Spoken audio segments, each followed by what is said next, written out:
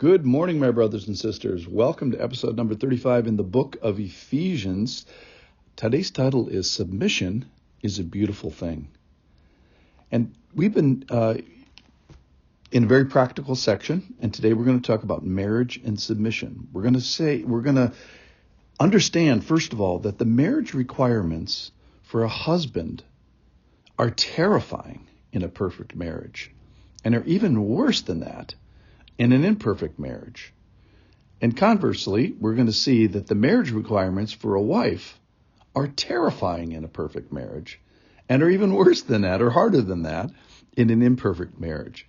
If you want to study that, go to 1 Corinthians chapter 7 and spend a little time there.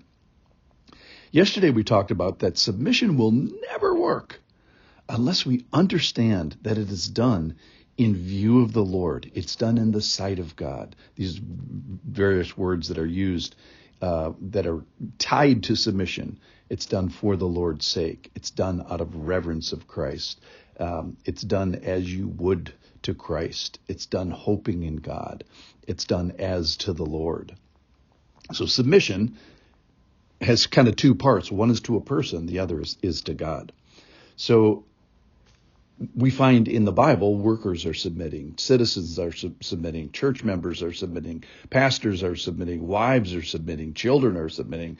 Sort of everybody gets to submit. So here's the passage today. This is about wives specifically. Husbands, come back tomorrow. There'll be plenty for you. Trust me. Here it is. This is Ephesians chapter 5, verse 22. Wives, submit to your own husbands as to the Lord. For the husband is the head of the wife, even as Christ is the head of the church, his body, and is himself its Savior. Verse 24. Now, as the church submits to Christ, so also wives should submit in everything to their husbands. So we see that submission is a beautiful thing, and it demonstrates an imperishable beauty of an internal adornment of a position under God. It's a posture before him that is demonstrated in external words and attitudes and behavior to a real person. And submitters are the most beautiful people in the world. And submitters are seen by God. And submitters are precious to God. And submitters have God's value and admiration and appreciation. So if you bristle about submission, then let me, as the podcaster guy, take full responsibility. Let me take the fall, at least for starters. Number one, I'm thinking of three reasons that we can bristle at this topic. Number one is that I've done a poor job in teaching the concept. So consider blaming me first off. The second one is, okay, no, I haven't done a bad job. You've done a poor job in seeking to understand the concept. Or the third one, which is the most concerning, is that the teaching of the concept is right, and it's all explained. And secondly, that you understand it. You could even teach it back to me or teach it to somebody else. And you understand that it's primarily a submission to the Lord, but still you want no part of it. And my charge or plea would be, don't be that person. I implore you. I would ask, is God trustworthy? And is the Lord worthy of this doctrine? So we've gone through 1,075 or so episodes in 7-minute segments. And I would ask has the Bible been found trustworthy 1,075 times so far in this podcast series? And I think the answer is yes. How many times? I think 1,075. So let's give God the space for this. Let's ask, Lord, help me understand this and help me do it and help me make room in my heart for this. Help me make room in the sight of God for this. So what is submission? Submission is the voluntary, relational attaching of myself under a designated person and under God. Submission is the voluntary, relational attaching of myself under a designated person and under God.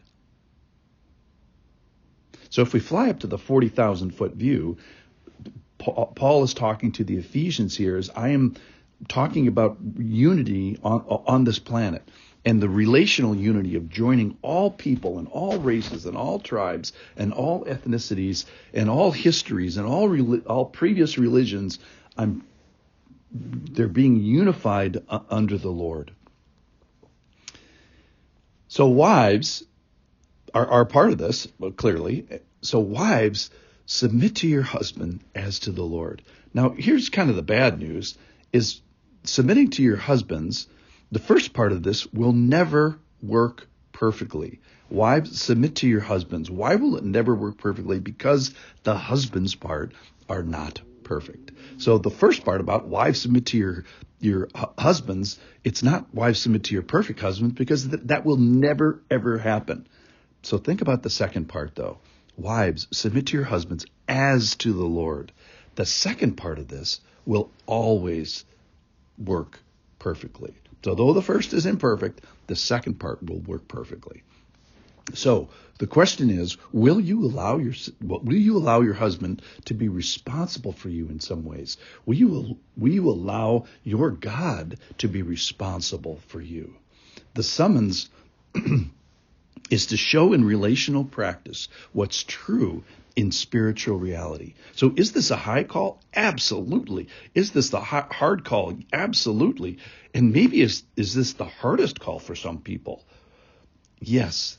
So let me just end with a word of caution. I am not calling you to abuse. I am not calling you to violence. I'm not calling you to the exceptions in this. What I am calling you is to an imperfect husband, because that's universal. And I am calling you to a perfect God. And I am calling you to be pleasing to him, because submission is a beautiful thing. It's given primarily to God, and it's also given from wives to husbands. So let's put ourselves before this beautiful doctrine of submission today. Thank you for listening.